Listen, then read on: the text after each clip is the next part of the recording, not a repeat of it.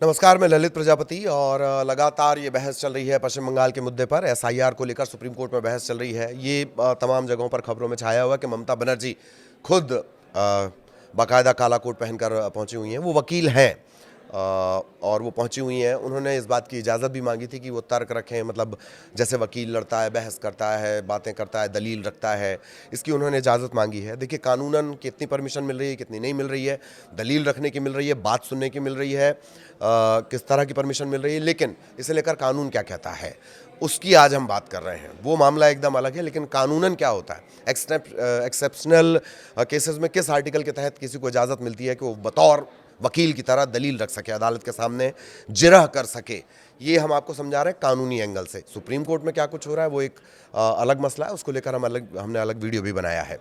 तो ममता बनर्जी के नाम से सुप्रीम कोर्ट में एंट्री के लिए एक पास भी जारी हो गया था और सूत्रों के हवाले से ये भी खबर है कि कानून इसकी इजाज़त देगा नहीं देगा। दरअसल ममता बनर्जी ने एलएलबी किया है, लेकिन वो प्रैक्टिसिंग नहीं है, वो प्रैक्टिसिंग वकील नहीं है और इस वजह से कानूनन वो अपना जो केस है वो नहीं लड़ सकती, मतलब दलील नहीं रख सकती। अभी अदालत पर रहता है कि भाई वो कितनी परमिट कर रहा है। अदालत बोलेगी कि हाँ, हम आपकी बात सुनने को तैयार हैं, चलिए आप अपनी बात सुनाइए। ये अदालत पर रहता है, लेकिन कानूनन इसका क्या पेंच है वो आपको बताएं। सबसे पहला सवाल कि क्या एलएलबी करने से कोर्ट में बहस का हक मिल जाएगा? तो नहीं, एलएलबी की डिग्री करने के बावजूद कोर्ट में आपको बहस करने का हक नहीं मिलता है। क्यों? क्योंकि आप जब केस लड़ने और जज के सामने बहस या वकालतनामे के जो अधिकार होते हैं, वकालतनामा दाखिल करना, जज के सामने जो आप पूरा एक चिट्ठी पत्तर तैयार करके जो करते हैं, वो वकालतनामा दाखिल करना, उन सब के अधिकार नहीं मिलते। क्यों नहीं मिलते हैं? कोर्ट में दलील देने का अधिकार एडवोकेट एक्ट 1961 और bar council of India BCI के नियमों के तहत होता है। तो सिर्फ एलएलबी करने से काम नहीं चलेगा। अब सवाल ये है कि ममता बनर्जी ने क्या इस तरह का कोई कोर्स कर रखा है, और जब वो वकील है, एलएलबी किया हुआ है, तो वो क्यों नहीं अपनी दलील रख सकते हैं? एलएलबी की डिग्री होल्डर हैं, लेकिन किसी स्टेट बार काउंसिल में उन्होंने एनरोल नहीं कराया है। एलएलबी हो गई, एलएलबी के बाद आपको एनरोल कराना है स्टेट बार काउंसिल जो होती है, ठीक है। बार काउंसिल में एनरोल कराना है, बोर्ड काउंसिल ऑफ इंडिया से सर्टिफिकेट ऑफ प्रैक्टिस सीओपी वो लेना पड़ता है। वो दोनों ममता बनर्जी ने नहीं लिए हैं। ये जो एक्ट जिसका मैंने अभी हवाला दिया 1961 का ये कानून, एडवोकेट एक्ट जो है, ये क्या कहता है? इसके मुताबिक अदालत में दलील देने का अधिकार सिर्फ उस व्यक्ति को है जिसके नाम स्टेट बार काउंसिल में दर्ज है और सर्टिफिकेट ऑफ प्रैक्टिस सीओपी है। तो ये वो बड़ी महत्वपूर्ण शर्त है, इनके बिना आप प्रैक्टिस मतलब कानूनन बहस नहीं कर सकते हैं। हालांकि एक याचिकाकर्ता के तौर पर, जैसे कि सुप्रीम कोर्ट से मैंने बताया ना, उन्हें पास भी मिला हुआ, तो याचिकाकर्ता के तौर पर आप जा सकते हैं।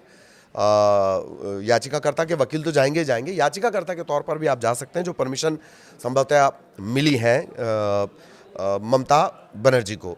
उन्होंने सुप्रीम कोर्ट से क्या मांगा था? उन्होंने कहा था कि वो याचिकाकर्ता हैं बंगाल के मामले में, उन्हें सुप्रीम कोर्ट की पूरी मर्यादा, प्रक्रिया, प्रोसेस, परंपरा और वहाँ किस तरह से काम होता है, वहाँ की जो प्रोसीजर्स होती है, उनकी पूरी जानकारी है। और चूंकि वो ज़मीनी स्तर पर बंगाल को जानती हैं, इस वजह से वो दलील रखना चाहती हैं बतौर वकील।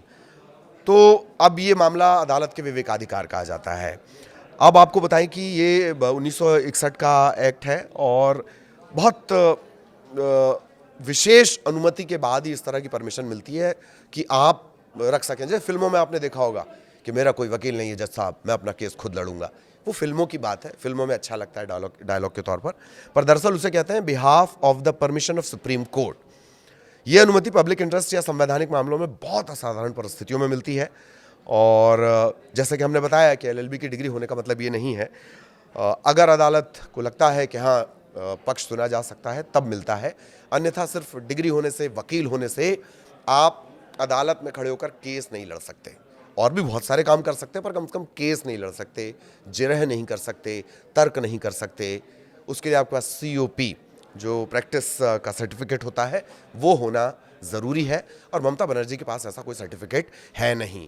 अब अदालत के विवेकाधिकार पर डिपेंड करेगा कि किस किस तरह की उन्हें परमिशन मिलती है, बतौर याचिकाकर्ता कितनी परमिशन मिलती है। अभी जो जानकारी मिली है उसके मुताबिक अदालत ने उन्हें सुना है। सीजेआई 3 जजों की ये बेंच है, इसमें बागची हैं, जस्टिस सूर्यकांत हैं और एक और सीनियर जज, वरिष्ठ जज भी हैं। तो उनकी बेंच इस मामले पर, एसआईआर के मामले पर सुनवाई कर रही है। शब्दों को लेकर बहुत दिलचस्प संग्राम मचा हुआ है, स्पेलिंग को लेकर वो भी खास तौर पर। जैसे मेरा नाम LALIT है, उसे LALITH। जब दक्षिण भारत में जब नाम लिखा जाता है तो त शब्द के लिए वो TH लिखते हैं, तो मेरा नाम दक्षिण भारत में LALITH हो जाएगा। और इसके पीछे तर्क वो देते हैं कि हमने ट के लिए टी को बचा कर रखा हुआ है, तो त के लिए वो TH का इस्तेमाल करते हैं। अब अगर मेरा जो वोटिंग है वो इस वजह से काट दी जाए कि LALITH लिखा हुआ है।